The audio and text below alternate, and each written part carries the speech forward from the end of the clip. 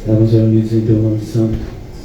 Sonda-nos nessa noite, Senhor, como sempre tens feito, e ajuda-nos a expurgar aquilo que não presta, Senhor, de dentro dos nossos corações, para que somente a luz, a Tua santa luz, habite em nossas vidas.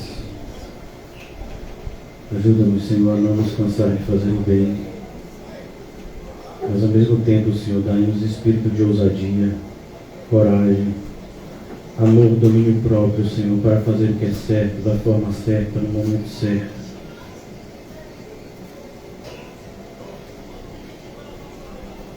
Obrigado, meu Deus, mais uma vez, pela Tua graça preciosa. E em tantos momentos e de tantas formas podemos perceber, nos guardando de provações e maiores das que pudemos suportar, e nos fazendo passar exatamente por aquilo que necessitamos passar, para a glória do Teu santo nome. Que haja uma compreensão da nossa parte, Senhor, em relação a isso. Que não venhamos a ser queixosos, mas agradecidos por tanto que recebemos da Tua parte, mas ainda de forma envelhecida. Ajuda-nos, Senhor, a sermos gratos e bendizermos o Teu santo nome sempre e sempre, pois o Senhor sempre tem sido bom para com o Teu povo. Perdoa, Senhor, quando nós não vemos isso, e nos ajuda a não mais sermos insensatos a esse ponto, mas que tenhamos na nossa mente, no nosso coração, dominados por essa certeza e convicção de fé, e que o Senhor é bom para conosco. Em nome de Jesus, amém, e graças a Deus. Amém, irmãos? Vamos abrir a nossa Bíblia em Atos 5. Nós estamos meditando na história de Ananias e Safira, e hoje, antes da gente meditar em Atos 5, eu creio que a gente vai falar de Atos 5 a 11, não vai ser como ontem, pelo menos assim eu creio. Mas antes de entrar propriamente em Ananias e Safira, eu creio que hoje nós vamos falar de assuntos muito difíceis, por isso eu peço a atenção de vocês, e que muito provavelmente, talvez vocês nunca tenham ouvido e nunca ouçam falar na maioria dos locais que vocês possam frequentar ou já frequentaram. Pois existem pontos do Evangelho que muitas vezes, propositadamente, nós queremos fugir, porque nós não queremos sair da posição confortável de estar em cima do muro. Pastor, o que você está querendo dizer? Eu vou dizer. O título da nossa mensagem, primeiro, cuidado, Deus está vendo tudo. E o apóstolo João, ele tinha um adjetivo, assim como a gente olha aqui Barnabé, né, que significa filho da consolação. O apóstolo João era chamado, né, como discípulo do amor, pois é aquele que mais falou sobre amor na Bíblia. Mas olha que coisa interessante, é justamente no livro na primeira carta de João que a gente vai ouvir algo extremamente assustador, e eu queria começar a partir daí, explicando, para a gente entender melhor esse momento de Ananias e Safira. Eu creio que essa passagem aqui de 1 João também vai nos ajudar a entender. E é uma passagem que, toda vez que você meditar, pelo menos aconteceu comigo, né? De repente vocês são mais espirituais, estudiosos, né, do que eu, mas eu sempre tive dificuldade de lidar com essa passagem, e precisei muito da graça do Senhor me levando a meditar muitas e muitas vezes para chegar a uma compreensão que eu creio ser a correta. 1 João 5,16. Se alguém vir o seu irmão cometer pecado não para a morte, pedirá e Deus lhe dará vida aos que não pecam para a morte. Há pecado para a morte, e por esse não digo que rogue, Toda injustiça é pecado, e há pecado não para a morte. Você entendeu o que está escrito aqui? O que está escrito aqui é justamente que existe um patamar, existe um tipo de pecado que é cometido na igreja, que o Senhor está dizendo aqui por meio do apóstolo João: por esses não orem. É por isso que eu falei para vocês que essa passagem é o tipo de passagem que a gente não quer nem saber. Então a gente prefere pensar assim: não, eu devo orar por todo mundo, eu devo orar em qualquer situação, porque Deus é amor. E de fato, né, isso é uma verdade, mas não na sua totalidade, porque nós temos essa passagem aqui. E é preciso que a gente entenda essa passagem aqui para que a gente não venha criar um ídolo. Um Deus que é 99% bíblico não é o Deus das Escrituras. Um Deus que é 99,9% bíblico não é o Deus das Escrituras. Então eu não posso olhar para uma passagem como essa e dizer assim, simplesmente, eu não entendo, então assim, vou orar por todo mundo em qualquer situação, independente do que acontecer. E não é por acaso que justamente poucos versículos depois, 2 ou 3, a conclusão da carta, da primeira carta de João, como é? Uma frase bem pequena: filhinhos, guardai-vos dos ídolos. Então, se você tem um Deus na sua mente que disse para você: ore por todas as pessoas na igreja, em qualquer situação, independente do pecado que elas estejam praticando, esse não é o Deus da Bíblia. Porque o Deus da Bíblia diz isso aqui, que eu vou ler de novo. Se alguém vir o seu irmão cometer pecado, não para a morte, pedirá e Deus lhe dará vida. Aos que não pecam para a morte. Há pecado para a morte. E por esse não digo que rogo. Você entendeu o que está escrito aqui? Porque é muito sério o que está escrito aqui. E se a gente tivesse só o Novo Testamento, por isso, essa parte por si só já seria o suficiente. Mas a gente tem um paralelo em Jeremias 7,16. Para poder a gente entender melhor o texto. Livro de Jeremias, capítulo 7, versículo 16. Todos nós estamos familiarizados com o livro de Jeremias. Recentemente fizemos um estudo em Lamentações de Jeremias. Jeremias 7,16. Olhe o que o profeta fala. Tu, pois, não intercedas por esse povo, nem levantes por ele clamor ou oração, e nem me importunes, porque eu não te ouvirei. Que povo é esse, irmãos? São os jebuseus? São os filisteus? São os midianitas? São os egípcios? Não, está falando do povo de Deus. E nessa época de Jeremias aqui, só para que vocês fiquem entendidos, Israel já havia sido destruída. O reino de Israel, o reino do norte. Aqui só tinha o reino do sul, com a capital em Judá, o reino de Judá, como era conhecido. E Jeremias está clamando. E ele está dizendo: pare. Pare, eu não vou ouvir. E por que ele não vai ouvir? Porque ele já havia determinado o que ele iria fazer e Deus não ia mudar. Versículo 20 do capítulo 7 de Jeremias. Portanto, assim diz o Senhor Deus: eis que a minha ira e o meu furor se derramarão sobre este lugar, sobre os homens, sobre os animais, sobre as árvores do campo, e sobre os frutos da terra arderá e não se apagará. Então é importante que a gente entenda que uma vez que o juízo de Deus é determinado, não tem mais apelação. Não adianta mais orar. É como aquele rico no inferno orando pelos seus parentes, pedindo: Pai Abraão, envia alguém. Não adianta mais. A gente pode atingir um nível, irmãos, de apostasia na igreja, em que não adianta mais orar. Acabou. Por isso que é tão importante cada passo que você estiver dando a partir de hoje. Porque você pode estar dando um passo para a sua autodestruição. E nunca mais você terá uma oportunidade como a de hoje.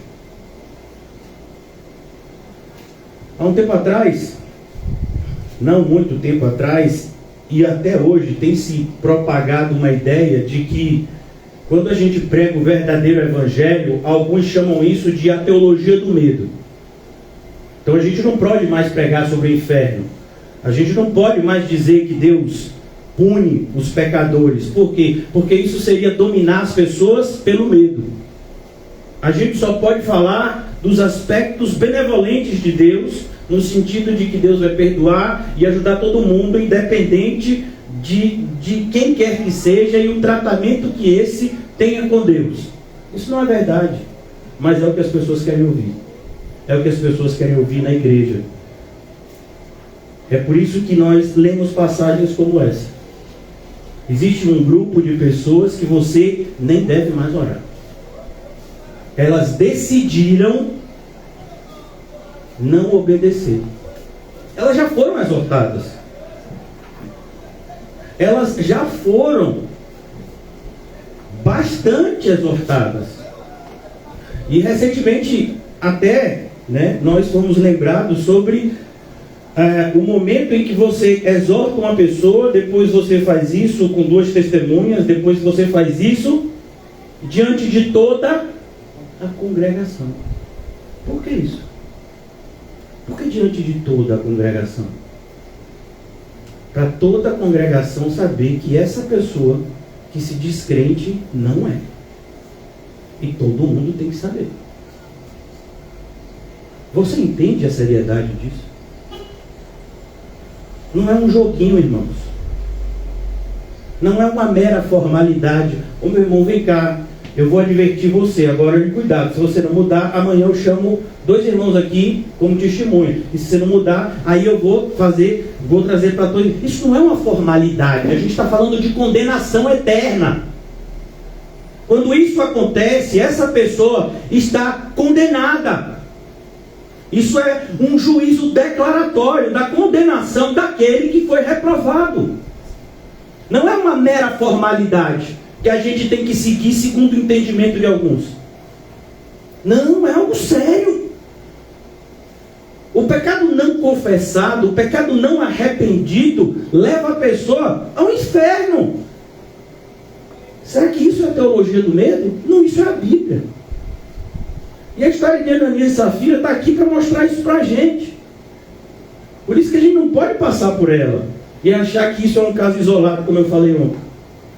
Isso é um fato muito sério. É uma história que se repete diante de um povo, desde o Antigo Testamento, que insiste em desobedecer o seu Deus, como se isso não fosse trazer consequências.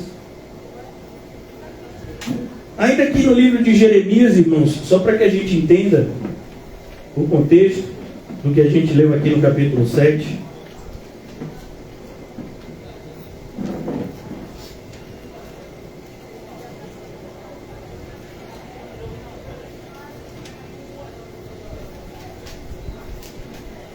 Eu queria ler com vocês o capítulo 5.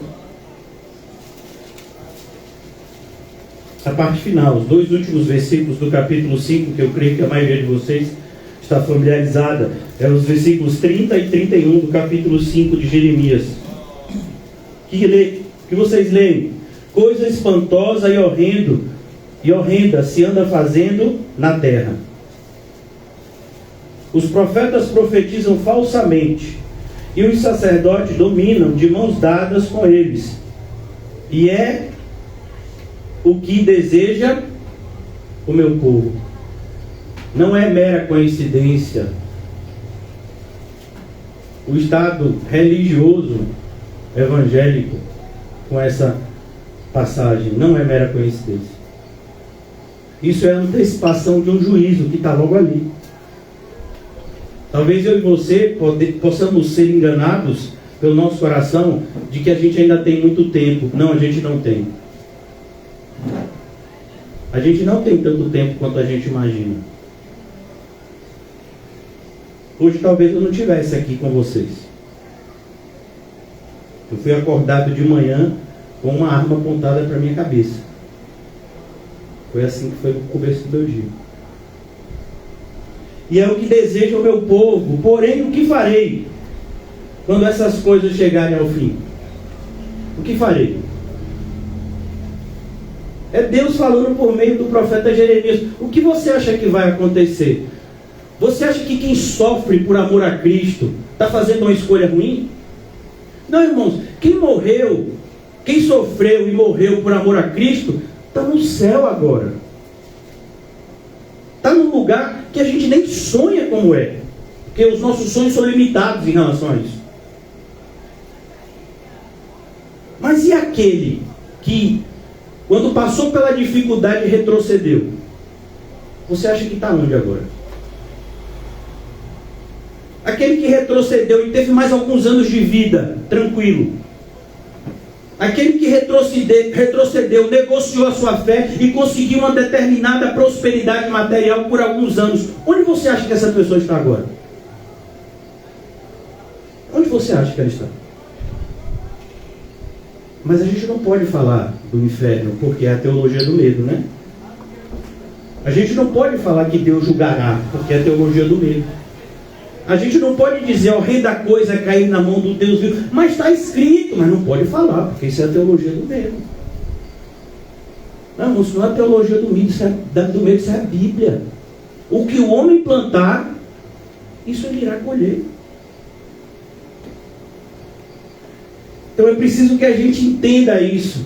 Não é por acaso que está aqui a história de Ananias e Safira. O que está acontecendo com Ananias e Safira, eu vou mostrar para vocês no Evangelho de João, capítulo 8.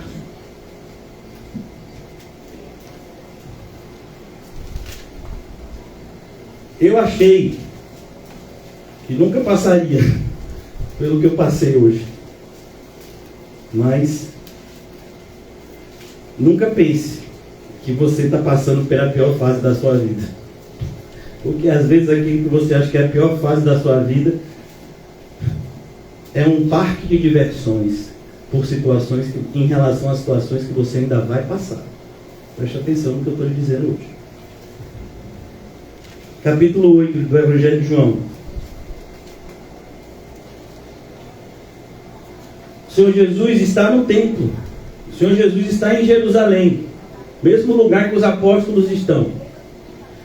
E os fariseus estão procurando debater com ele. Estão chateados com a maneira como ele defende a sua autoridade, o seu poder.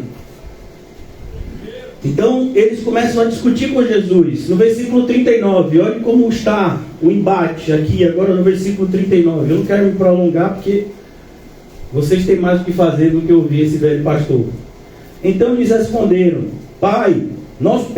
responderam, nosso pai é Abraão. Disse-lhe Jesus, se sois filhos de Abraão, praticai as obras de Abraão. É como a gente diz, a gente é crente. Sim, mas a gente tem vivido como? Não basta dizer. Não basta segurar uma Bíblia.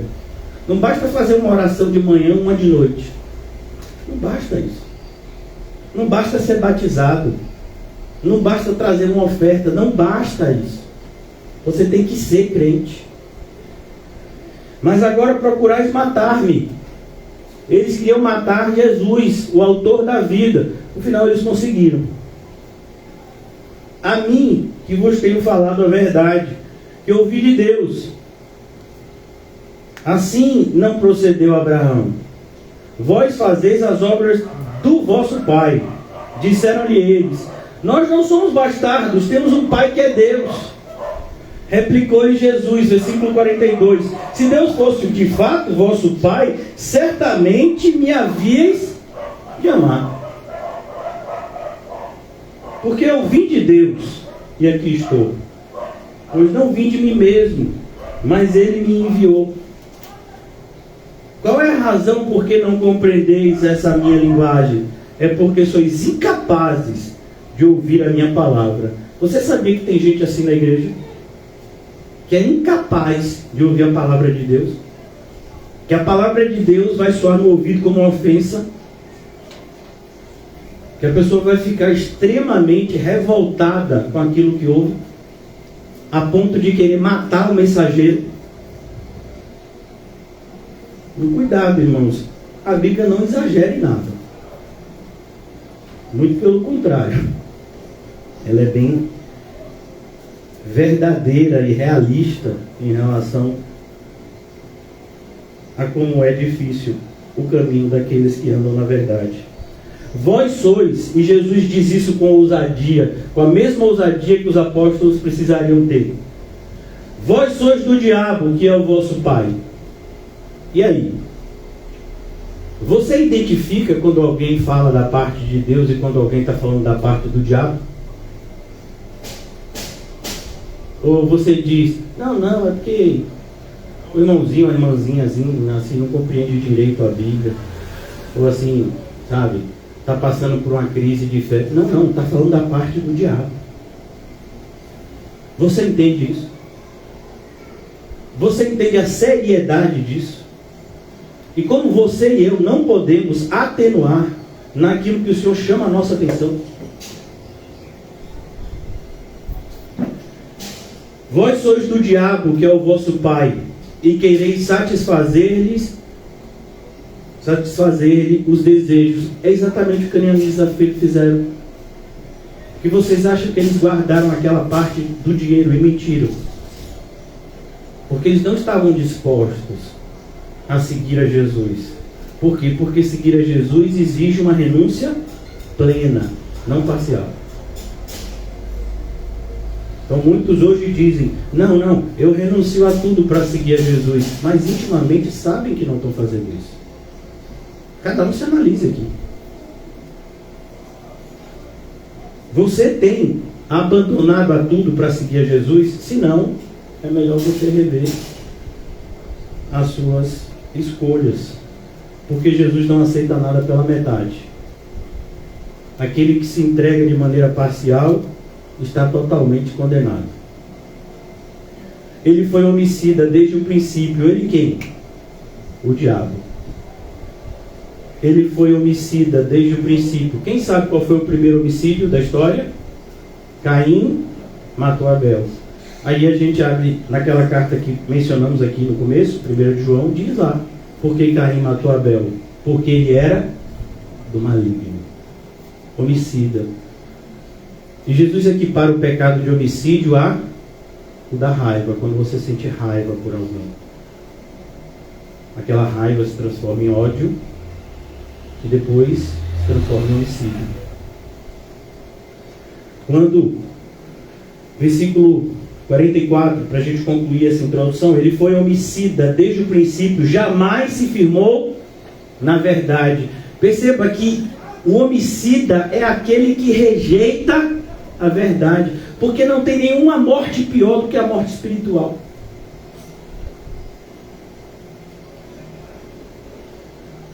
Porque nele não há verdade. Quando ele profere mentira, fala do que lhe é próprio. É isso que faz o falso mestre. É assim que vive o falso crente. Ele fala do que lhe é próprio. Porque é mentiroso e pai da mentira. Mas porque eu digo a verdade, não me credes. Nós vivemos dias exatamente assim. Onde falar a verdade vai trazer muitos problemas. Falar a verdade vai trazer muitos problemas. Pessoas que dizem gostar de você vão deixar de gostar de você rapidamente. Basta você falar a verdade. Eu não estou falando a verdade em relação, não gostei do seu corte de cabelo. Olha, pastor, você está ficando careca. Não é essa a verdade. Falar a verdade é falar a verdade das escrituras, irmãos. Porque gosto cada um tem. Se o irmão de repente fez o voto do nazireado, deixa ele. A pessoa de repente quis pintar a senhora, a senhorita, quis pintar o cabelo de louro, deixa pintar. Pastor, é pecado pintar o cabelo de louro? Na Bíblia eu nunca vi isso como pecado. No máximo, uma pessoa pode estar pecando se for uma vaidade excessiva. Mas ter um autocuidado, não. Pintar cabelo não é pecado, viu? Se alguém tiver vontade de pintar. Então, cuidado, irmãos. E eu quero agora concluir a introdução em 1 Pedro. E eu vou ler um versículo que, se o seu coração não começar a ter taquicardia, provavelmente você está morto espiritualmente. Isso vai ser um forte indício de que você está na UTI espiritual. Se o seu coração começar a tremer agora, se você não ter sinais de síndrome do pânico agora, eu vou entender que a maioria de vocês está na UTI espiritual. Porque esse é um versículo assustador para qualquer crente.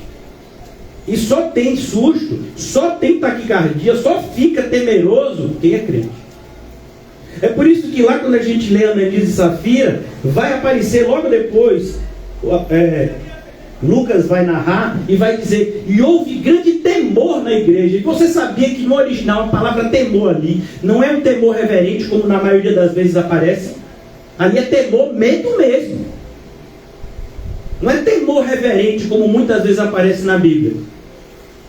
Quando Deus matou Ananias e Safira do jeito que matou, na frente de todo mundo, houve medo. Medo no sentido de dizer, eu não vou pecar não. Então se eu não tenho um compromisso com Deus, é melhor eu sair. Eu não vou ficar meio pé lá, meio pé cá. Eu não. É esse medo que você e eu deveríamos ter. Porque, como a gente já falou, ninguém é obrigado a ser crente. Mas se você disse que é, você tem que viver como. Porque senão você está envergonhando o Evangelho. Senão você está afastando as pessoas de Deus. Então, está cheio de chuva, né? Hã? Não é nem um fio queimado não, né? Não, está chovendo. Ah, sim. É porque o eletricista da igreja é uma pessoa muito boa. O responsável pela eletricidade da igreja é uma pessoa habilitada. Inclusive ele vai fazer a instalação do ar, tudo, né? 1 de João. Perdão, irmãos. 1 Pedro. Olha vocês aí. Me ajudem. 1 Pedro. Olha o que eu disse para vocês. Se não tremer, eu vou entender o que eu disse a vocês. Versículos 21 e 22. De 1 Pedro, capítulo 2, versículos 21 e 22. Na sua Bíblia tem, só para conferir. Porquanto, para isso mesmo foste chamado, pois também Cristo sofreu em vosso lugar, deixando-vos exemplos para seguir os seus passos, o qual não cometeu pecado, nem dolo algum se achou na sua boca, pois ele, quando ultrajado, é 2 Pedro. 2 Pedro, capítulo 2. Foi só um teste com vocês, viu? O pessoal estava ouvindo, não me deu taquicardia. Mas agora vai dar. 2 Pedro, capítulo 2. Bote a mão no peito, presta atenção. 2, 21. 2 Pedro, capítulo 2, versículos 21 e 22. Pois melhor, preste atenção, pois melhor lhes fora nunca tivessem conhecido o caminho da justiça. Está ouvindo? Era melhor que você nunca tivesse entrado por a porta dessa igreja. Era melhor que você nunca tivesse ouvido uma pregação pelo Facebook. Era melhor que você nunca tivesse ouvido uma única palavra do verdadeiro Evangelho. Mas você ouviu. E agora?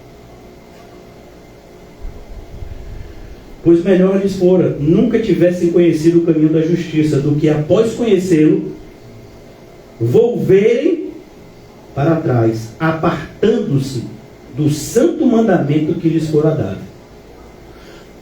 Com eles aconteceu o que diz um certo adágio verdadeiro: o cão voltou ao seu próprio vômito, a porca lavada voltou a revolver-se no lamaçal. E aí, irmãos, como é que está a sua vida espiritual à luz desse versículo? Porque não tem meio termo. Ou a gente está andando do lado de Jesus, ou a gente está nesse estado espiritual, não tem caminho do meio. Ó pastor, eu não estou desse jeito, mas também não estou como eu deveria estar. Então, Então você está no auto-engano. Então você nem sabe como você está. É como uma pessoa que tem diabetes e não sabe. E aí, como é que está o seu açúcar? Não sei.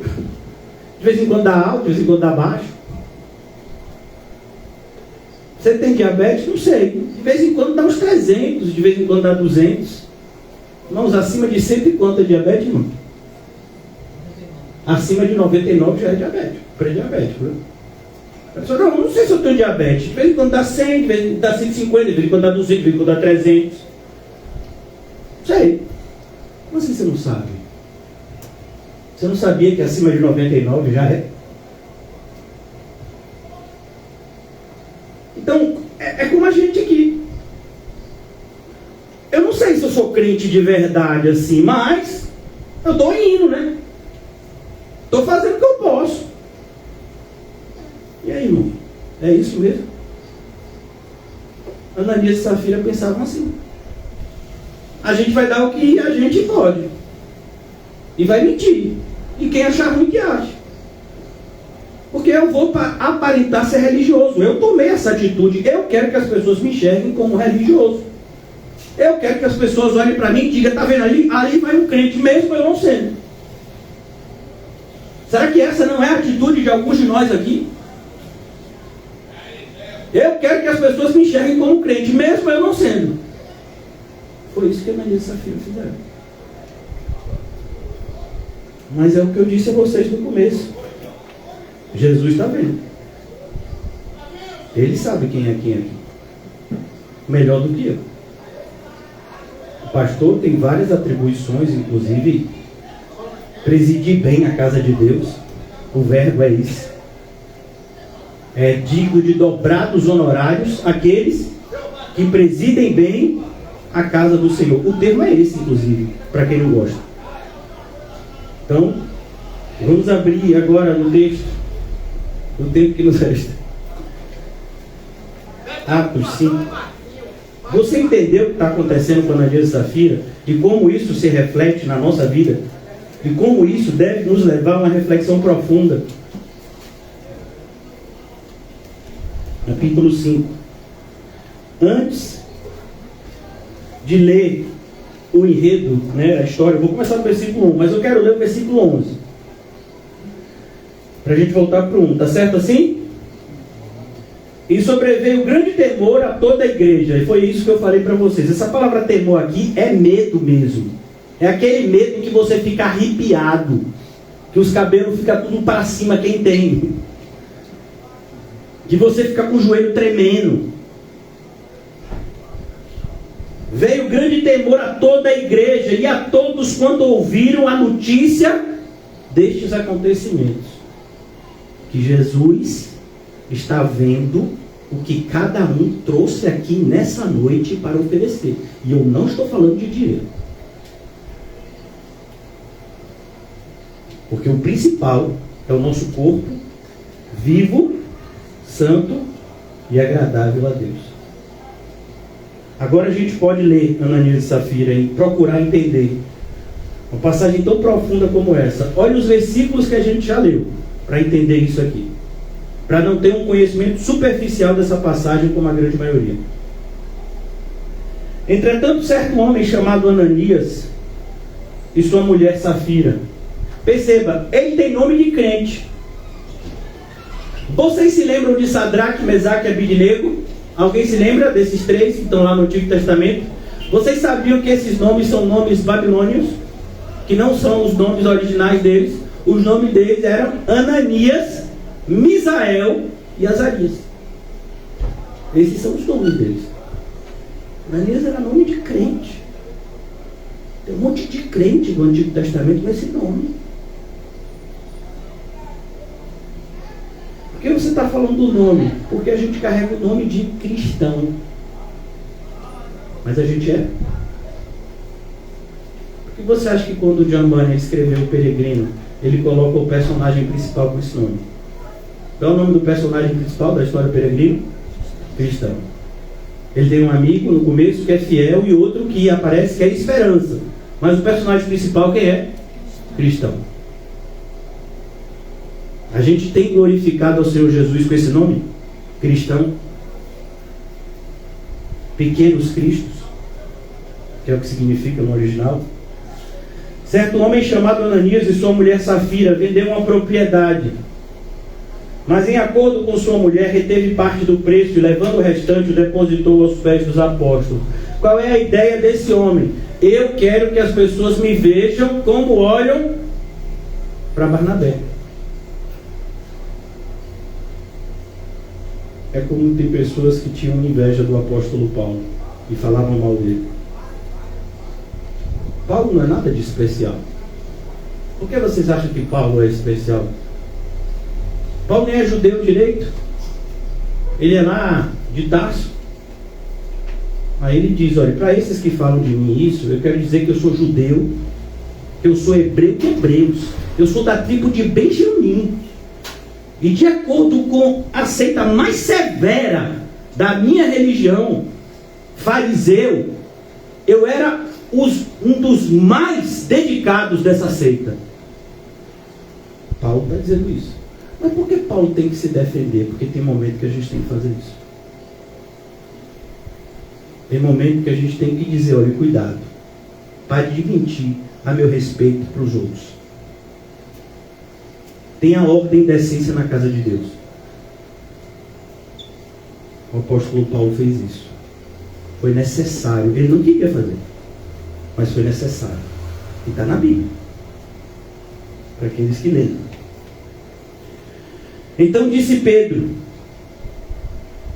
O dinheiro ficava depositado aonde, irmãos? Aos pés dos apóstolos. E quem decidia o que fazer? Deus. Tem gente que tem problema com isso.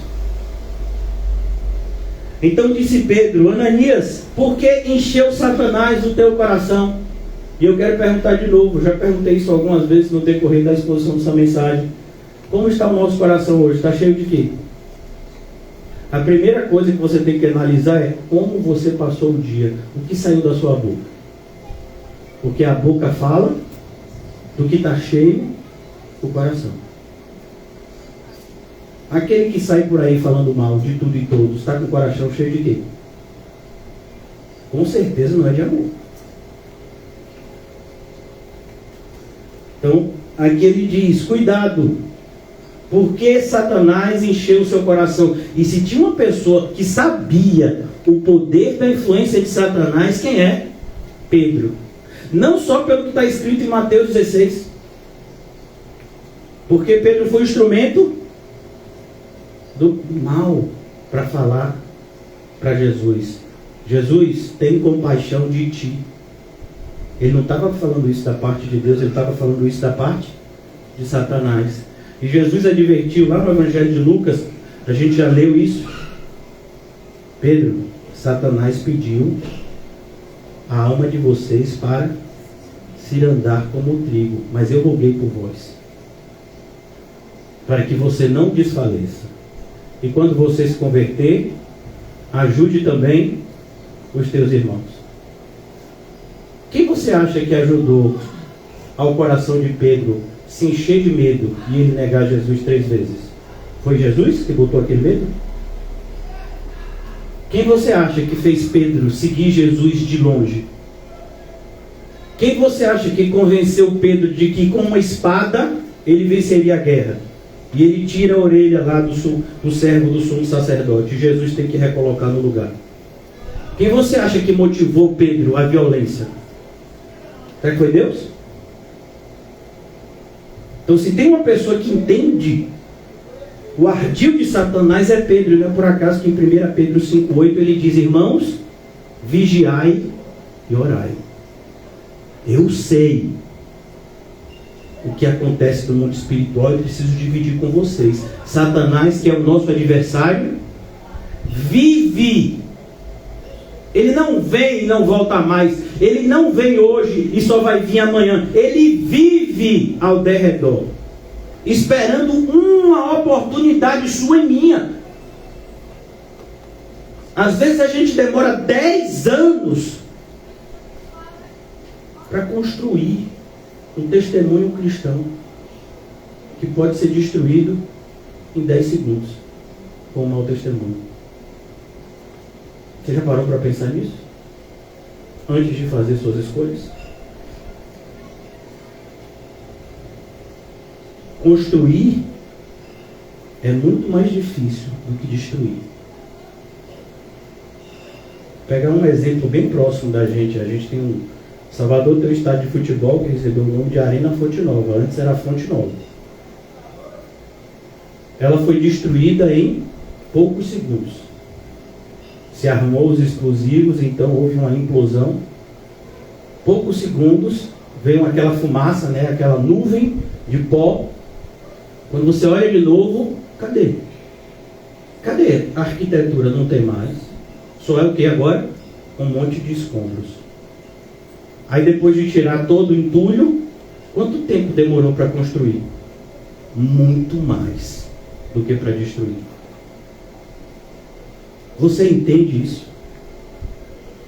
Você entende a seriedade de como se manter no caminho é muito mais difícil do que entrar nele?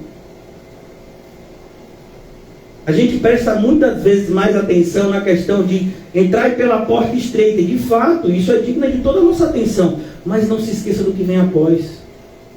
O caminho é apertado. O que é mais rápido, irmão? Entrar por uma porta ou percorrer um caminho?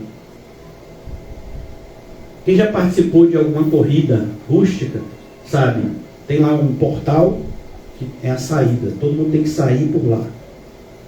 E tem a chegada. Você atravessa aquele portal em segundos. Talvez uma fração de segundo.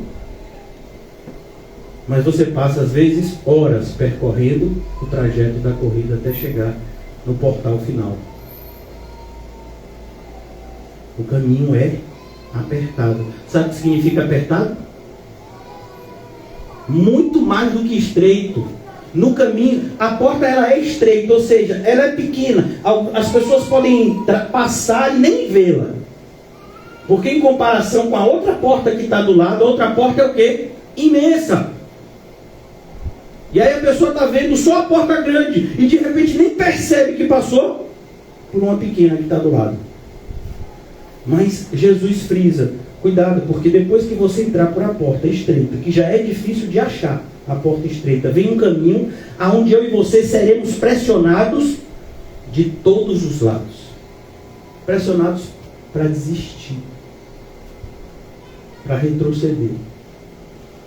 Como fez o personagem flexível na história do peregrino. Por isso é preciso que a gente pense sério acerca da fé que professamos.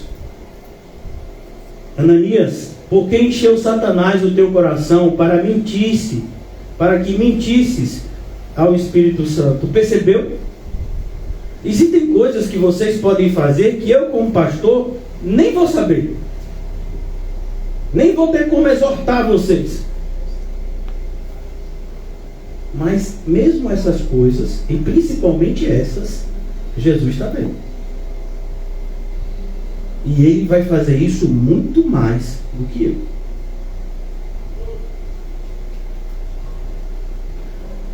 Reservando parte do valor do campo. Aí Pedro vai dizer, para que ficasse bem claro, eu não estou falando de dinheiro, é o que Pedro vai dizer aqui. O problema não é o dinheiro que você faz com ele, Ananias. Isso é um problema seu. O que a gente não pode permitir na igreja é fermento, porque um pouco de fermento leveda toda a massa. E o que está acontecendo aqui é algo que a Bíblia chama de hipocrisia. E Jesus advertiu os seus discípulos da seguinte forma: voltou-se Jesus para os seus discípulos e disse: cuidado com o pecado da hipocrisia. Cuidado com o fermento dos fariseus, que é o pecado da hipocrisia. A palavra hipocrisia, seu original, significa fingir. É um ator, é aquele que está encenando, ele está demonstrando algo que ele não é. Ele está dizendo ter algo que não possui. ele está blefando com Deus. Deus não joga pôquer. Deus sabe de todas as cartas. Por isso, olhe as palavras do apóstolo Pedro, no versículo 4 do capítulo 5 de Atos. Conservando-o porventura, não seria teu? Então a ideia é, ninguém te obrigou a dar nada. Ah, mas eu estou sabendo que a igreja aí vai passar por uma reforma. Mas isso é um problema da gente que é igreja. Quem não é igreja, tem problema. Quem só quer ficar assistindo os cultos e falando mal do pastor, fique tranquilo. A sua hora vai chegar.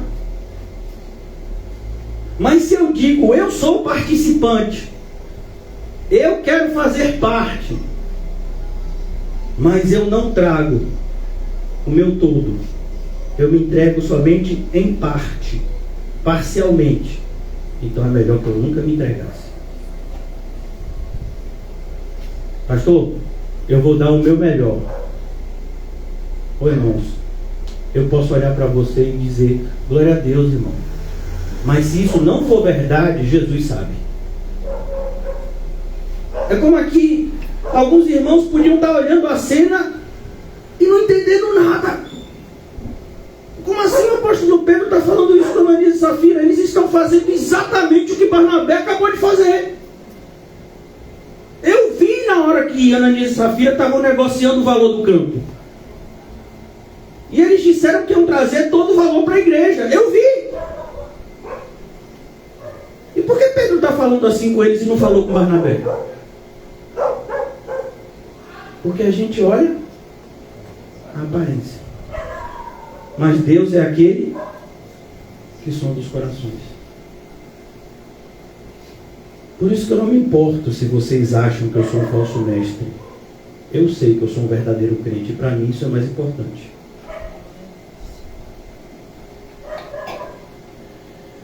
Conservando, porventura não seria teu? Não, fique com o que você tem. Ninguém está te pedindo nada aqui.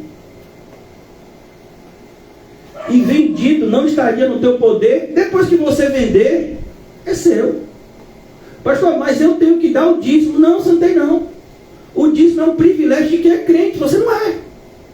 Você ainda não se entregou completamente a Deus. Então você não tem que dizimar. Não, pastor, mas eu vi de uma igreja que disse que até os ímpios podem dizimar. Pois alguém te ensinou errado. Primeiro que o dízimo, irmãos, é uma devolução. Que só os filhos podem devolver ao pai. Por entenderem que o pai nos deu tudo. Então, como uma demonstração de fé, a gente devolve o que não é nosso. É devolução. Não é oferta. Então você nem precisa. Não é obrigado. Porque às vezes a pessoa diz, eu congrego na igreja, o pastor diz que tem que dar o dízimo. Pois aqui não é obrigado não. Se quem dá, quem não dá, ninguém nem sabe. Outro dia uma pessoa ainda olhou para mim, recentemente, e disse, pastor, cadê os envelopes? Não tinha nenhum envelope aqui. Eu disse para a pessoa, você joga aí dentro, no final alguém vai contar. Tem envelope às vezes aqui. Tem nome no envelope. Não tem uma pessoa que vai lhe ligar da tesouraria, porque não tem nem tesoureiro. O tesoureiro abandonou o bar. Vai ligar da tesouraria e vai dizer, vem cá, o seu dízimo mês passado foi tanto, e esse mês porque não foi igual. Olhe, cuidado, viu? Se alguém já recebeu essa ligação, com certeza não foi sob a supervisão do pastor. Porque isso é algo que você faz com Deus. Você traz aqui, mas você faz com Deus.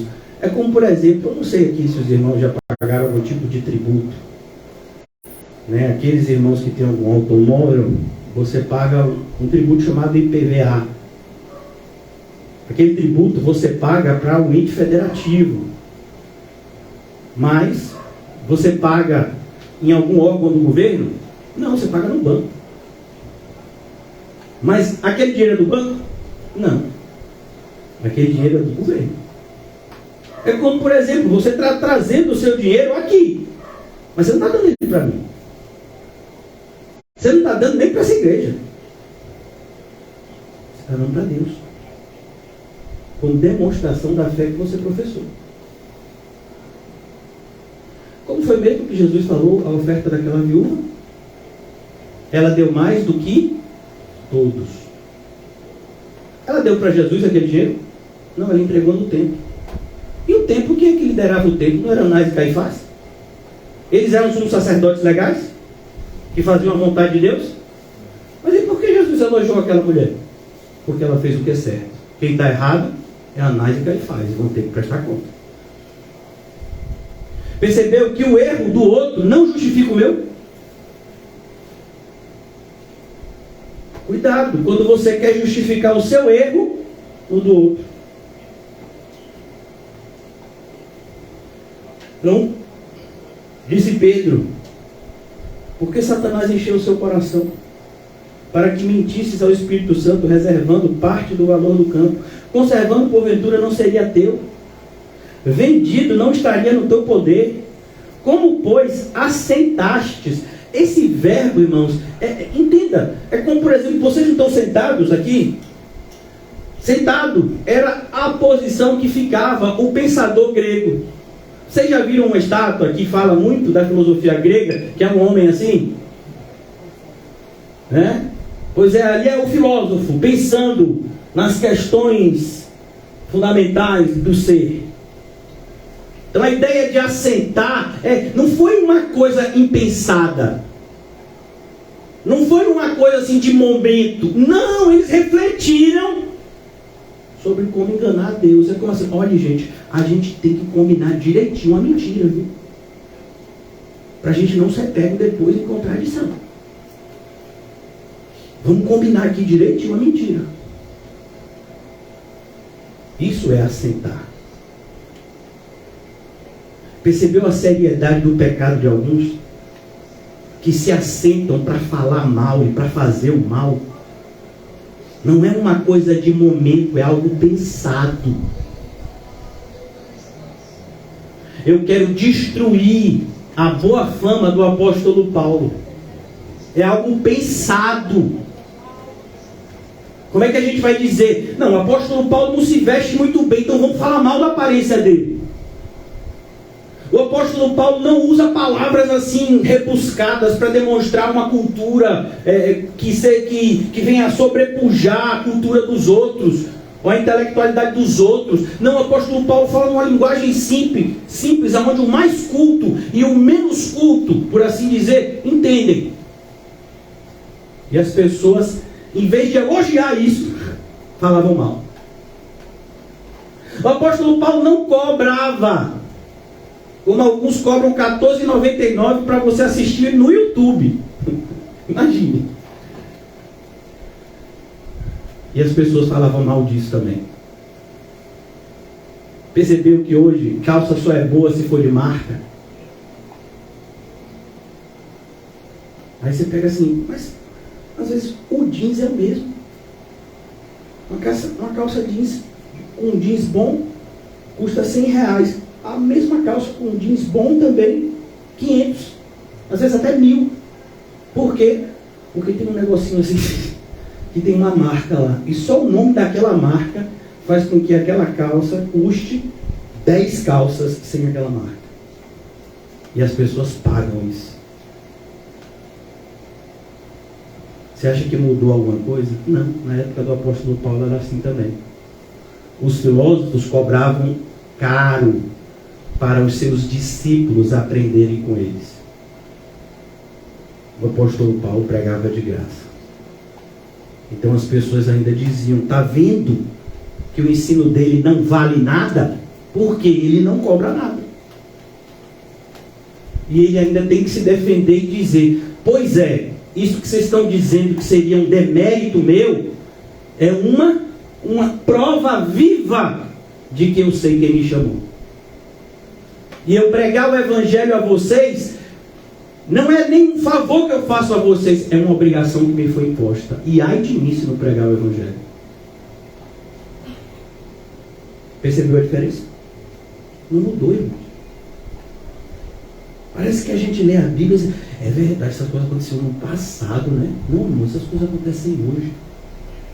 A diferença é que a gente não sabe interpretar da maneira correta e trazer isso para o nosso dia a dia. Na maioria das vezes, os que estão a ensinar não têm interesse que vocês aprendam. Então disse Pedro, Ananias, por que isso? Não era teu dinheiro? Por que assentaste no teu coração este desígnio? A palavra desígnio faz referência a desejo, vontade. Então, são pessoas que têm vontade de pecar.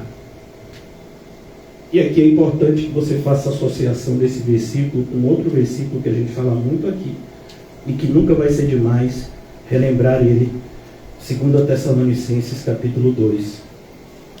Cuidado, irmãos, porque se vocês quiserem se enganar, pode ser que Deus deixe.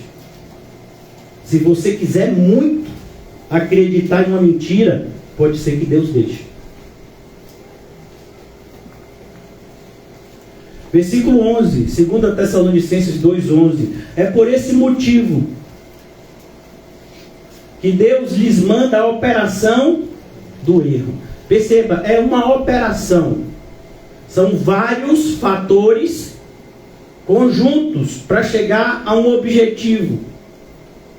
A operação do erro, para darem crédito à mentira. Imagine, você dá crédito à mentira. É como se você pagasse para ser enganado e rejeitasse o ensino verdadeiro que lhe é apresentado gratuitamente, a fim de serem julgados todos quantos não deram crédito à verdade, antes, pelo contrário, deleitaram-se com a injustiça. É isso que está acontecendo com Ananias e Safira. É isso que Pedro está dizendo para eles. Ele sentou, ele conversou com a mulher dele, eles chegaram a esse acordo, eles gostaram disso. É bom isso, Ananias, é bom isso, Safira, porque a gente vai ter uma credibilidade diante do povo, como se a gente tivesse dado tudo, sendo que a gente ainda tem uma parte para gastar com o que a gente quiser. Todo mundo vai pensar que a gente é mega crente, e a gente não é, mas eles vão pensar mesmo assim. Como se Deus não estivesse vendo.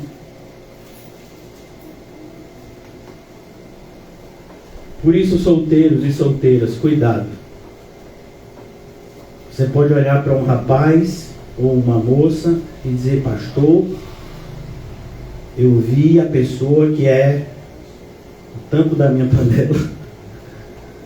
E essa pessoa é crente de verdade. Eu digo, você orou já?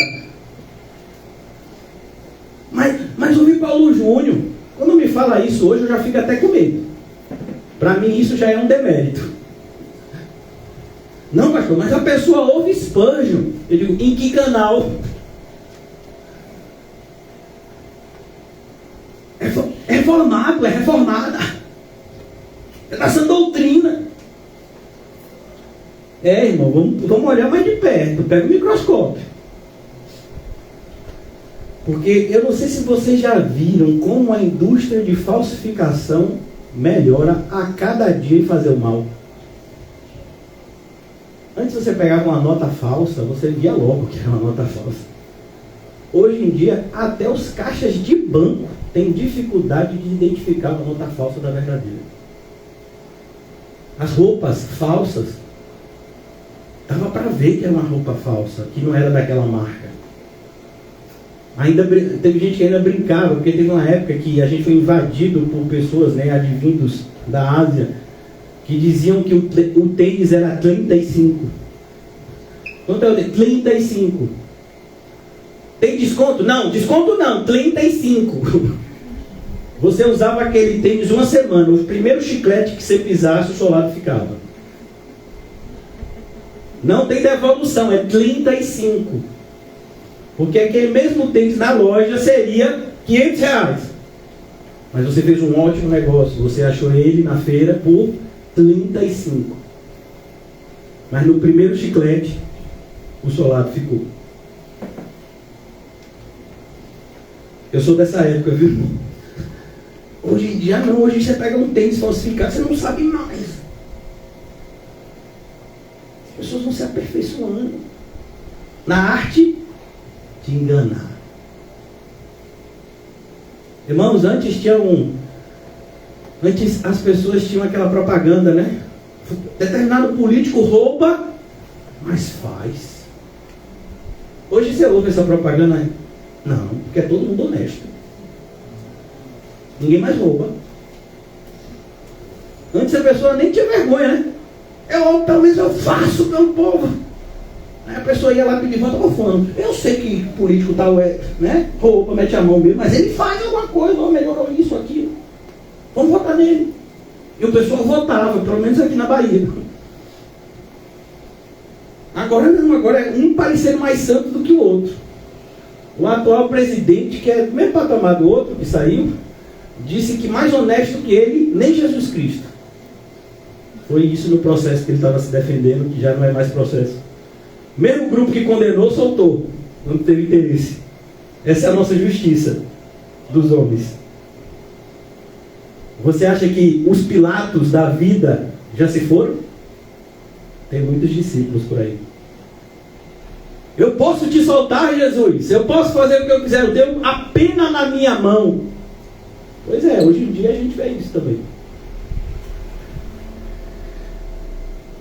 Versículo 4 ainda, parte final. Não mentiste aos homens, mas a Deus. Você entende que o compromisso que você firmou, quando você começou a congregar aqui, não foi comigo, nem com a placa que tem aí na frente, foi com Deus, foi com Jesus Cristo. Por isso que uma pessoa, e essa não é uma frase minha, uma pessoa que sai da igreja porque teve alguma desavença, ela nunca esteve na igreja por causa de Cristo. Imagine uma pessoa que sai da igreja porque ouviu uma pregação bíblica. Mas vem cá, isso que a pessoa falou, que você não gostou, é verdade ou é mentira? É verdade, mas eu não gostei como foi dito. Mas vem cá, é verdade? É. Sim, e você entendeu que é verdade?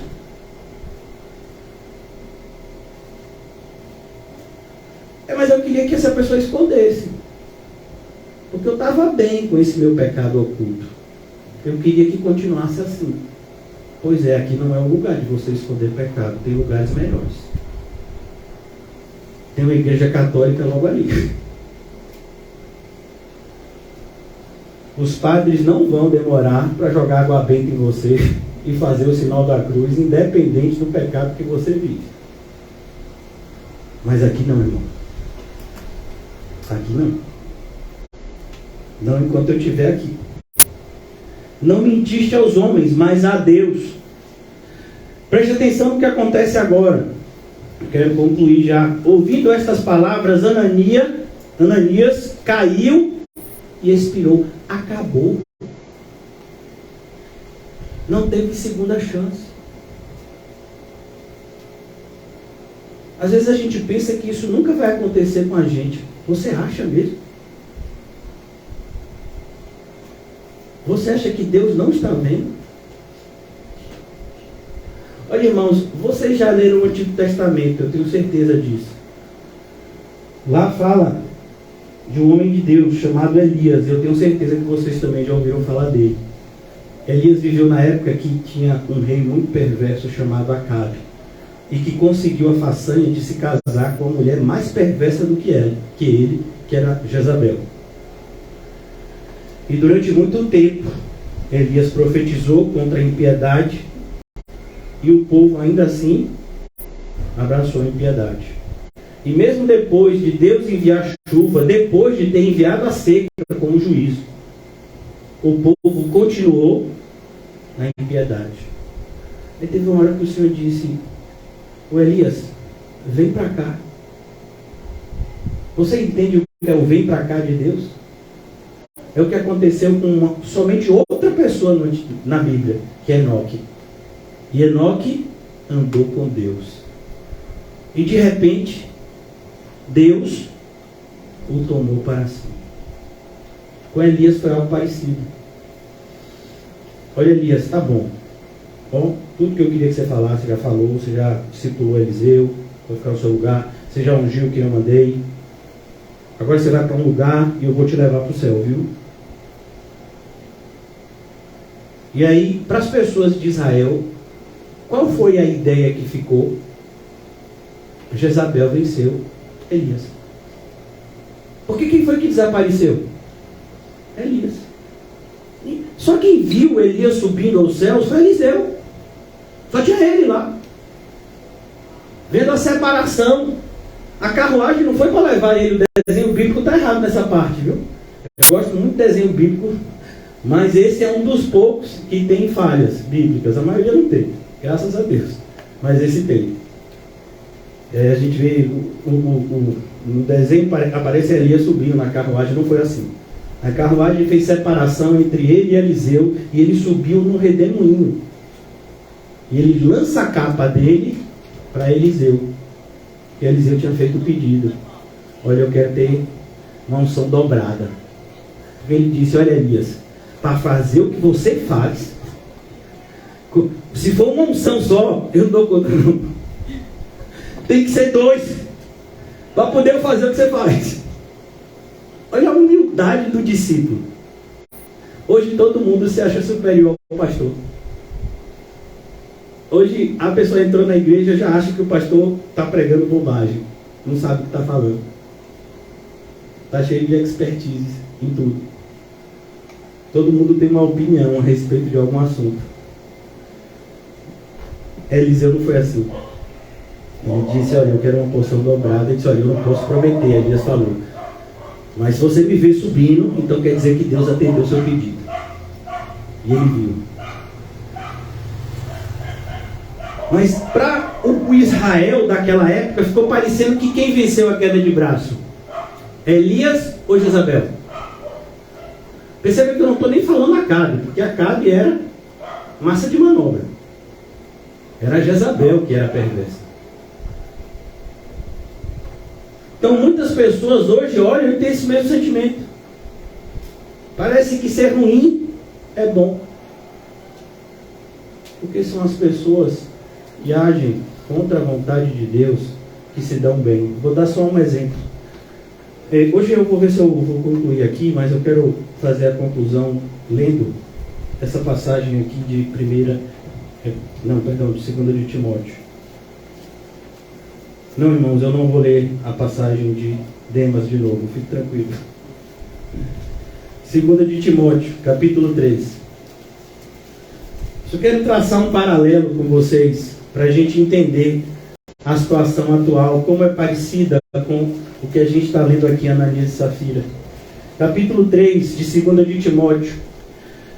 Sabe, porém, isto: nos últimos dias sobrevirão tempos difíceis. Essa palavra difícil, irmãos, é a mesma palavra na Bíblia que é traduzida como turbulência.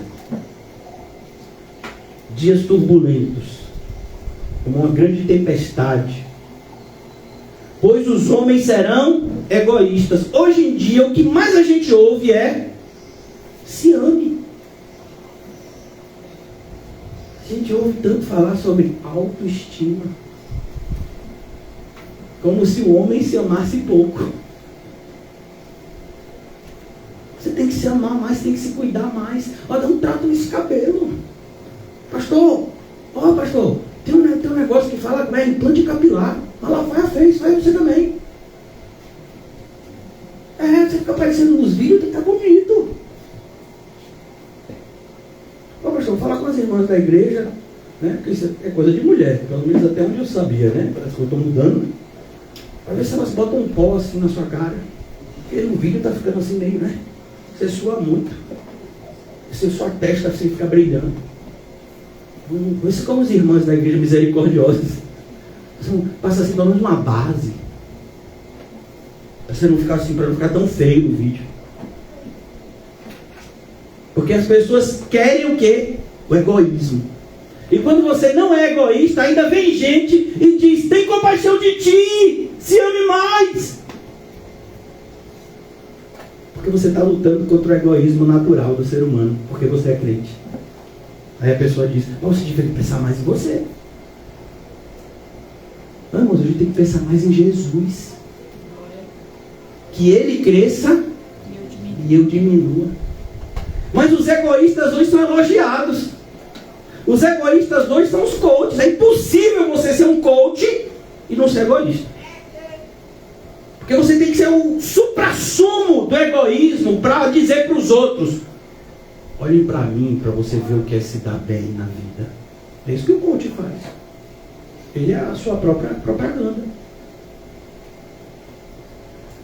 Sejam avarentos. A gente vive num mundo onde o banco, né? Aqui a gente tem um irmão que inclusive o gerente não pode ver. Todo mundo chama de Paulo. Quando chega no banco, atravessou a porta do banco, é Doutor Paulo. Olha, Doutor Paulo, nós temos aqui aplicações. CDP, RDB, VGBL, PGBL. Rapaz, é tanta sigla. Olha, vocês que têm filho pequeno, já pensaram no futuro delas? Estou vendo crianças aqui no culto. Você já fez uma previdência privada para sua filha, para o seu filho? Como é que você pode no futuro? Você tem seguro de vida? Porque você pode morrer. Como é que vai ficar ele ou ela?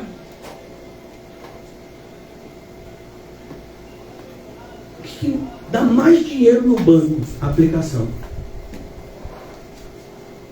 Você sabia que quando você faz um plano de previdência privada, seja de qual for, em todos esses projetos, né, CDB, RDB, o que você está fazendo é emprestando dinheiro para um banco. Aí o banco pega aquele seu dinheiro, só vou dar um exemplo. Ele pega aquele seu 100 e ele, aplicando aquele seu dinheiro, ele faz aquele dinheiro se tornar em 100 em 200. Sabe quanto é que ele te devolve? 2. São essas as aplicações que eu vou te propor. Olha, aqui a gente tem uma ótima aplicação. A taxa de juros é 9% ao ano, é uma das melhores. Aí você pega os juros do cartão de crédito, 300% ao ano. E as pessoas ainda dizem que sejam avarentos. Mas a gente não pode falar a palavra avarenta de você tem que ser econômico, você tem que ser uma pessoa que pensa no futuro. Você tem que ser uma pessoa prudente financeiramente. Porque a avareza agora tem outro nome. E os avarentos são elogiados. Você viu fulano? Fulano ele tem uma reserva, se acontecer qualquer coisa, ele tem ali. Ele fez igual Ananias e Safira. Ele guardou uma parte, ele não foi besta igual Barnabé que deu tudo. Os avarentos são aplaudidos. Aqueles que entregam tudo ao Senhor recebem, né, o adjetivo de bobos. Dando dinheiro para o pastor? Dando dinheiro para a igreja? O seu pastor deve estar milionário. Está mesmo. A sua igreja está. Mas não falta amigos para dizer isso para você, né? Esse sábio conselho. Nunca entregue nada na igreja, porque você não sabe para onde vai. Vale a pena ser avarento, segundo algumas pessoas. Jactanciosos. Pessoa jactante, irmãos, é aquele que pensa ser o que não é. Eu não sei se vocês já viram, eu sou de uma época assim bem antiga. Escolinha do professor Raimundo. Tinha um personagem assim que ele era uma pessoa que não tinha uma aparência muito boa, mas ele se achava a pessoa mais bonita do mundo. O nome do personagem era Zé Bonitinho. Ele se achava muito lindo. Essas são as pessoas hoje na igreja. Elas se acham mega espirituais.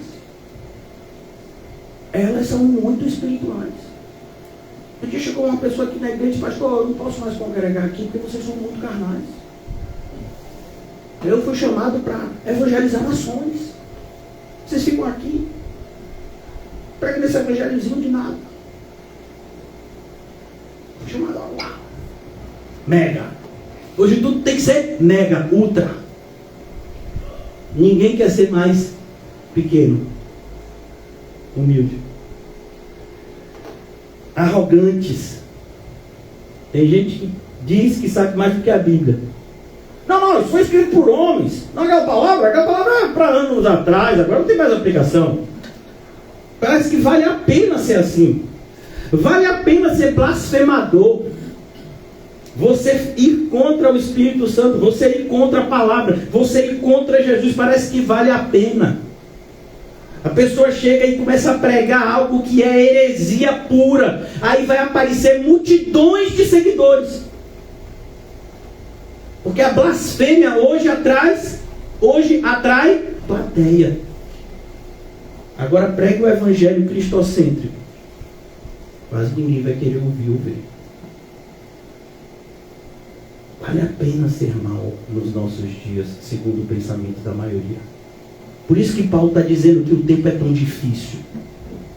Porque as pessoas olham para essas advertências, para esses pecados seríssimos, e olham para ele e veem neles uma forma de vida. Uma estratégia de sucesso. Então, se você quer sucesso, vou lhe dizer: seja egoísta, seja avarento, seja jactancioso, seja arrogante, seja blasfemador, seja desobediente aos pais. Principalmente se for alguém que te evangelizou, que te discipulou, que te batizou. Seja desobediente.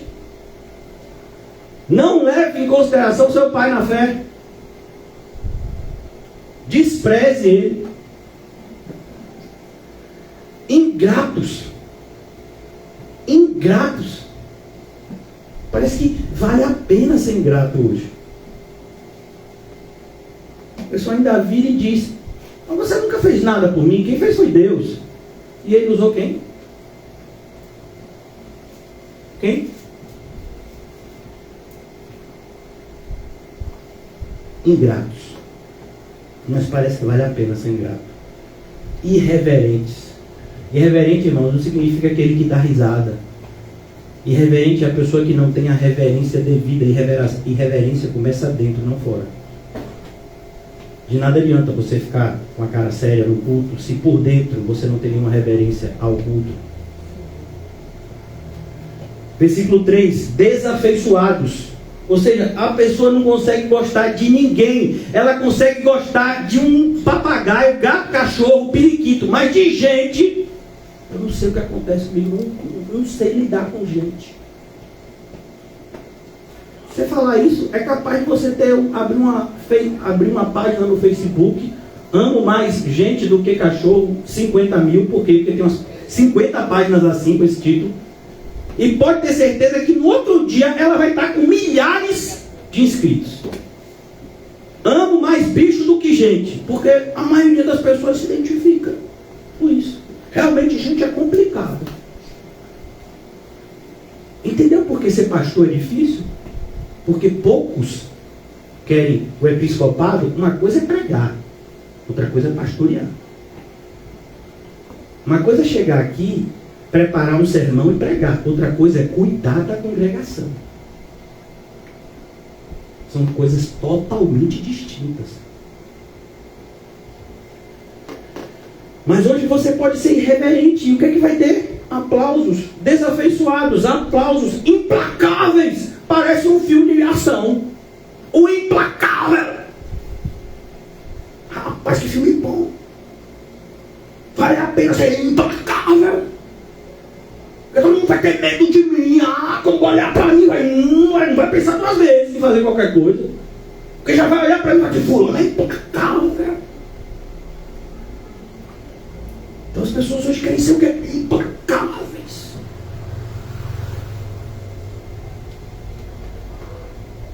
Mas aqui, irmãos, é uma reprovação.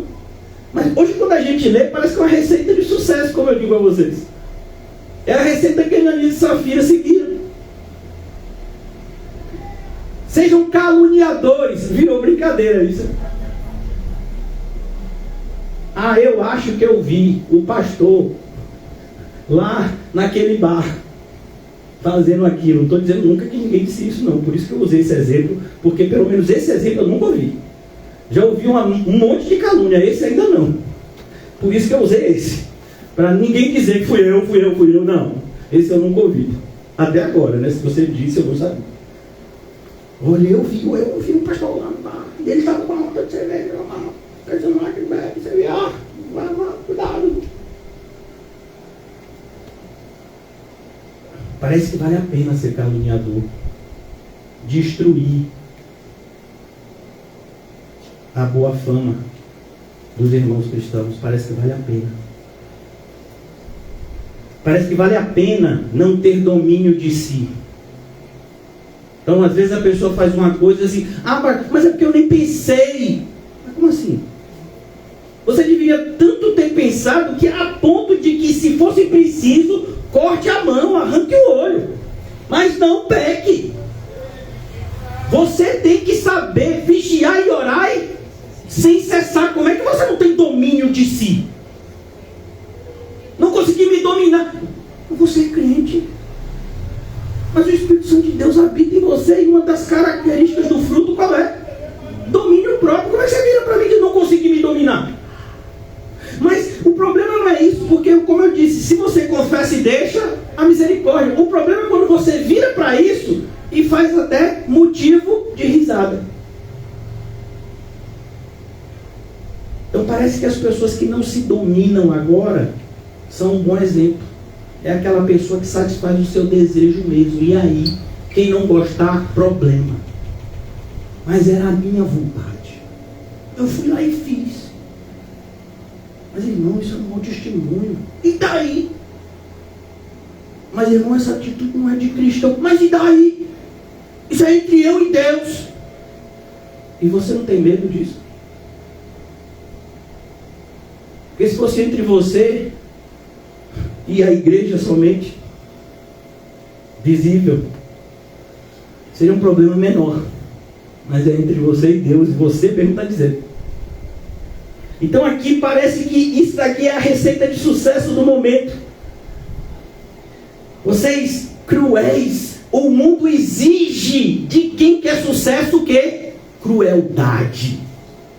Você tem que demonstrar que está disposto para matar e para morrer, para você ter sucesso. Hoje eu vi isso de manhã. Você tem que ter uma arma na mão para você sobrepujar o outro. Porque sem ela, provavelmente você não teria coragem nenhuma.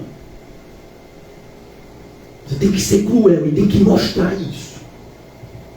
Olha com que você está mexendo. Está vendo? Tem que ser ruim. Para poder as pessoas te respeitar. Seja cruel. Inimigos do bem. Não vou ser mais aquele bobinho que todo mundo monta. Eu não vou ser mais aquele pastor que aceita isso e aquilo. Não, a partir de hoje, não posso, irmão, fazer isso. Eu até queria. Mas eu não posso. Porque todas as vezes que eu vou orar, eu ouço a mesma coisa. Não se canse de fazer o bem. Mas parece que os inimigos do bem é que se dão bem. E a gente é tentado a seguir o mau exemplo para obter o mesmo resultado dos ímpios. Traidores. Tem uma dor maior do que a traição? Você acha que quando Paulo falou de Demas, pastor, você disse que não ia falar de Demas. Não, eu disse que não ia ler 2 Coríntios 4. Então você acha que quando Paulo falou de Demas, você acha que não doeu nele? Como foi que ele falou de Demas em Colossenses? Em Filemon? Meu cooperador. Como Lucas, médico amado. Mas Demas atravessou um punhal no meu coração. Mas vale a pena ser Demas, porque Demas foi decapitado, a gente não sabe. Ele se livrou. Então, quando apertar as coisas, o último que apaga a luz. Eu é que não vou ficar. Parece que essa é a receita do momento. Eu tenho que parar de falar, irmãos. Já vou.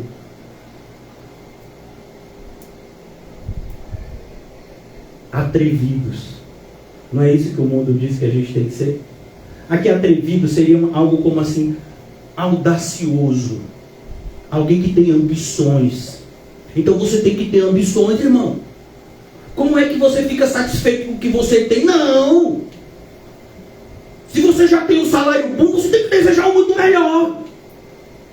Mesmo que você já more numa casa que seja, sabe, boa, você tem que querer ter mais. A pessoa é movida por ambições. É isso que você move.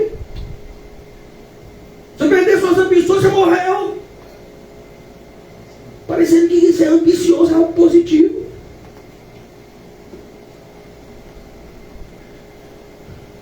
Atrevidos, enfatuados. A ideia de enfatuado aqui, irmãos, é bastante interessante, porque é algo muito, é tão assim atual. Não sei se vocês já viram a estratégia de alguns bares e restaurantes, principalmente bares. Às vezes o mesmo bar, ele faz uma reforma e muda o nome, e faz uma reinauguração. Por quê? Porque ele sabe que as pessoas querem sempre algo novo. As pessoas enjoam muito facilmente das coisas, inclusive da pregação. Enjoaram do maná. Não vão enjoar da pregação. Mas é só isso. Cadê, pastor? Não vai botar para chover ouro aqui, não? E aí, pastor, quando é que vai ter aquela discoteca? Aquele retiro? E aí, pastor, quando é que a gente vai fazer aquele congresso? A gente sempre quer o quê? Uma novidade. Parece que a gente sempre quer algo diferente porque a gente enjoa do Evangelho, da verdade. É como, mas de novo 2 de Timóteo. Nós já falamos tantas vezes dessa passagem.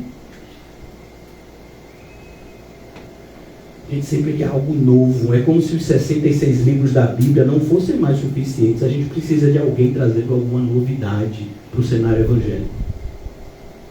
Trazendo a nova versão da Bíblia. Eu não estou falando das versões Ferreira Almeida, estou falando da tradução, não. É uma nova versão mesmo, uma nova forma de olhar a palavra, como alguns pastores têm proposto. Parece que essa é a receita de sucesso. Mais amigos dos prazeres do que amigos de Deus. É o que o mundo diz. Rapaz, você que é feliz. Às vezes a gente sai daqui todo quebrado da pregação, pelo menos é assim que eu saio. Se dói em você, uma vez, pastor, doeu. Eu digo, imagine então aqui, que é 2 vezes. Então, mais amigo dos prazeres do que amigo de Deus. É por isso que umas vezes um pastor falou, olha, o Evangelho não é o docinho do mundo, é o sal da terra. Se você quer alguma coisa agradável, vai tomar sorvete. E mesmo se você for diabético, não tem sorvete diet.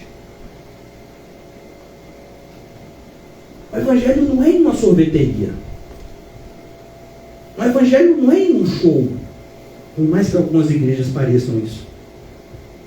Não, o Evangelho é ser exortado à santificação, sem a qual nenhum de nós veremos a Deus.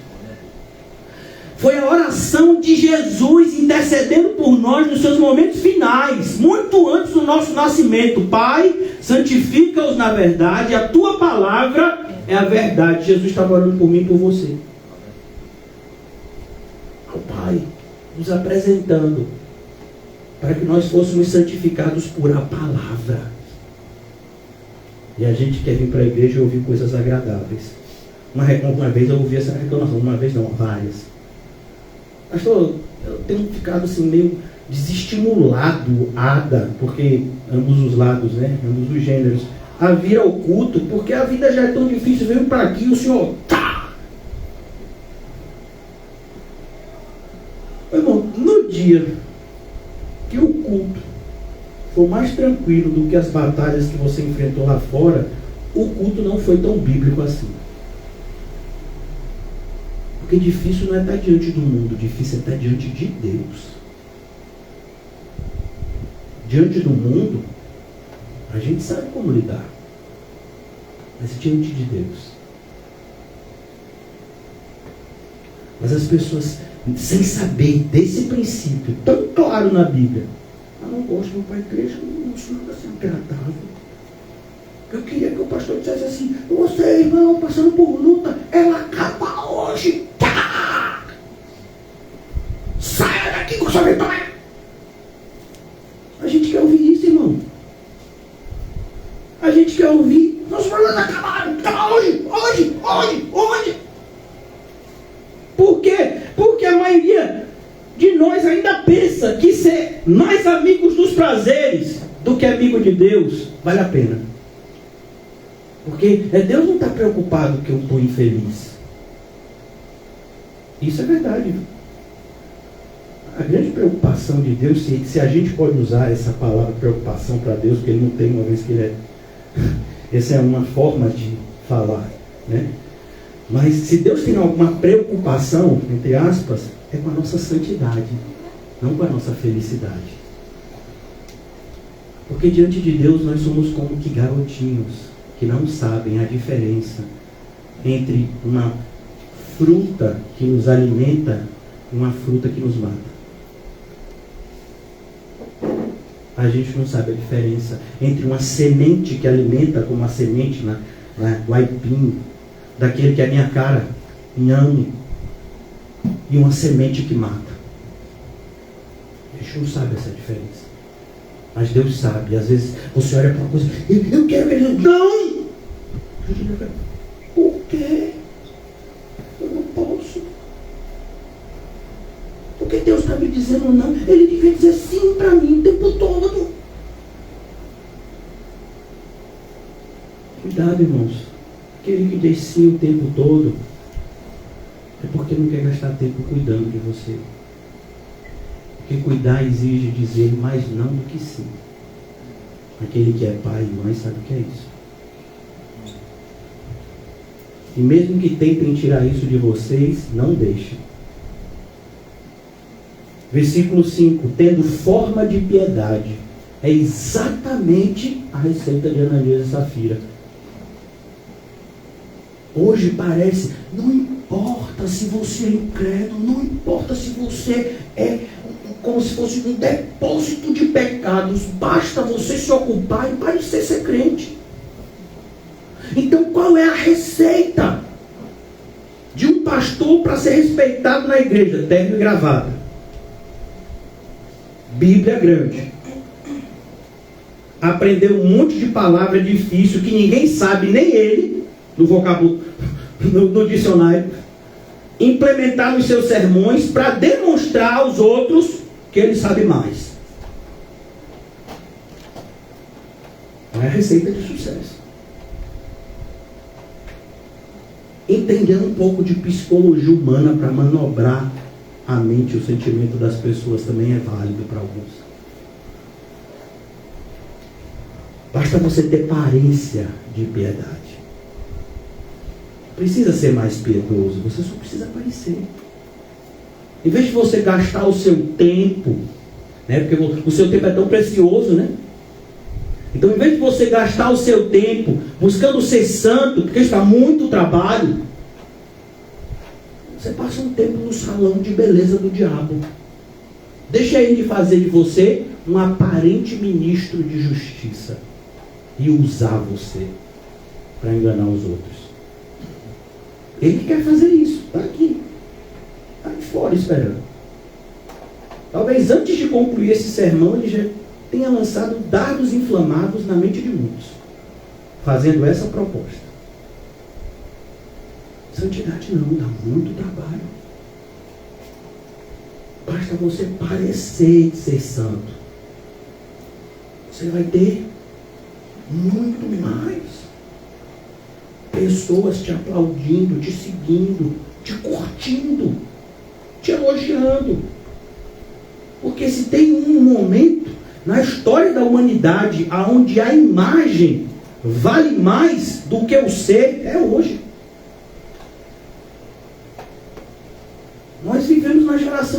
Instagram, no Facebook. Você não precisa mais de um canal de TV para aparecer na televisão. Você está no Instagram, tem canais do YouTube que tem mais audiência do que determinados programas de TV.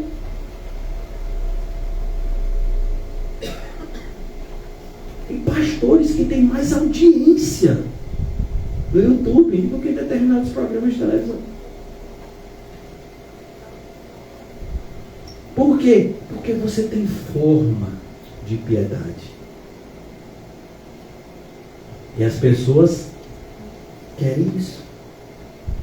Forma de piedade. Ninguém está preocupado se você é santo ou não. Ninguém está preocupado se o que você prega é de verdade. Desde que você aparente ser o que eles desejam que você seja. Como era assim o sumo sacerdote. E tinha lá aquela mesma roupa de Arão. Então, é essa aparência que o povo quer. Parece que a receita de sucesso está aqui para alguns. Negando-lhe, entretanto, o poder. Então, olhe, não vá mais nessa direção que você tem ouvido lá na congregação, na comunidade cristã Vida Eterna, que você tem que buscar santidade, que você tem que se entregar por inteiro ao Senhor Jesus. Não vá nessa direção. Não, isso é loucura, ninguém faz isso. Basta você ser um pouco crente. Não tem ninguém que viva a verdade assim ao pé da letra. Fale por você. Não fale por todo mundo. Porque até Elias, que eu dei o exemplo aqui para vocês, foi reprovado quando falou isso. Senhor, morreram todos aqueles que te temem, só ficou eu. Elias, 7.000 joelhos eu reservei. Percebeu? Eu reservei, é o que diz o Senhor. E eles não se dobraram a Baal. Então, antes de você dizer que todo pastor é mau caráter, eu não sei dos seus exemplos, eu sei quem eu sou não sou mau caráter. Antes de você dizer que nenhum crente está seguindo a verdade, fale por você, não fale pelos outros. Então, cuidado com essas frases que a gente ouve por aí. Porque tudo que elas querem é fazer da gente isso. Um Ananias e Safira da vida.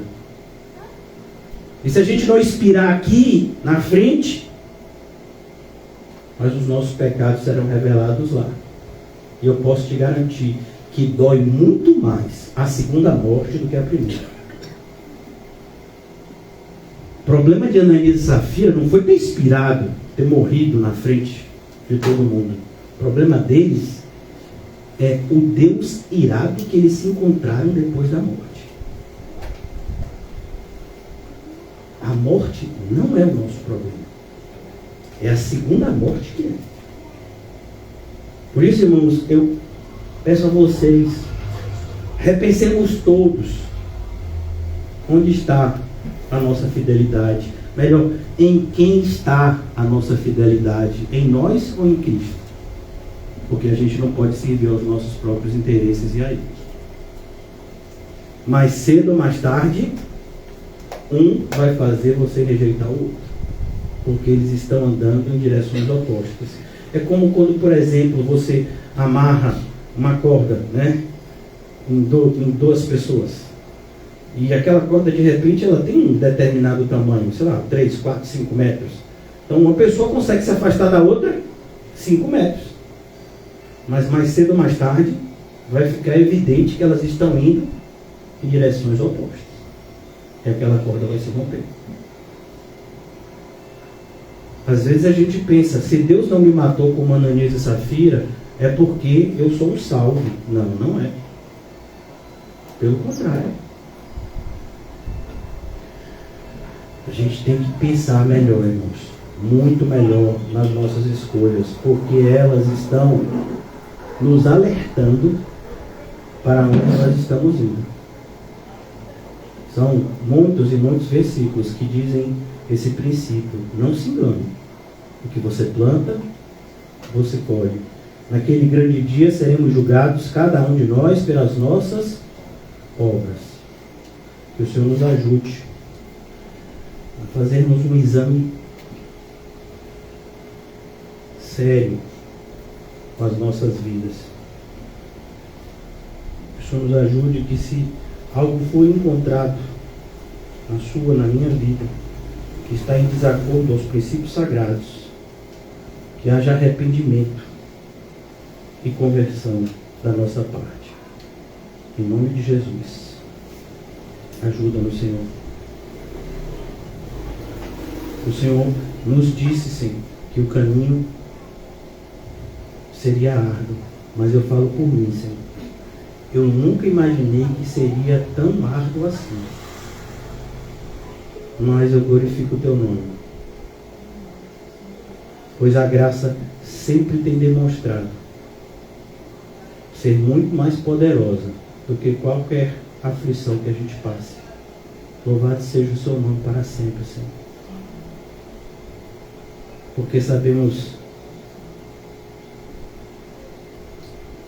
na veracidade das Tuas palavras e na nossa vivência nelas, que aquele que começou a boa obra vai completá-la. Pois já tem evidenciado que somos pertencentes à boa árvore, e a boa árvore jamais produzirá um fruto mau. Pelo contrário, o justo é como uma árvore plantada junto ao ribeiro, que produzirá os seus frutos na estação certa. Que seja assim, Senhor, a história das nossas vidas. Que não haja no nosso meio nenhum sequer que se perca, mas ajuda-nos a sermos uma congregação de salvos, perdidos que foram achados, mortos que foram regenerados, para uma viva esperança na pessoa bendita do nosso Senhor e Salvador Jesus Cristo. Leva-nos em paz, Senhor, e nos concede sempre da Tua paz, que mesmo nas noites mais tenebrosas tenhamos essa convicção de fé. Não estamos sós e nem estamos passando por algo que vá além do que possamos suportar, pois o Senhor, que não mente, nos disse que assim como vem a provação, vem também a graça para passar por ela. Ajuda-nos, Senhor Jesus, a abraçar todas as dificuldades do caminho como uma oportunidade de glorificar o Teu nome. Uma mensagem viva de que a nossa alegria não está nas coisas e nem circunstâncias terrenas, mas no Senhor que nos resgatou. Em nome de Jesus. Amém e graças a Deus. Saúdem-se mutuamente com um cumprimento santo e que Deus nos leve em paz para as nossas casas terrenas e principalmente para a nossa casa no céu. Amém. Amém.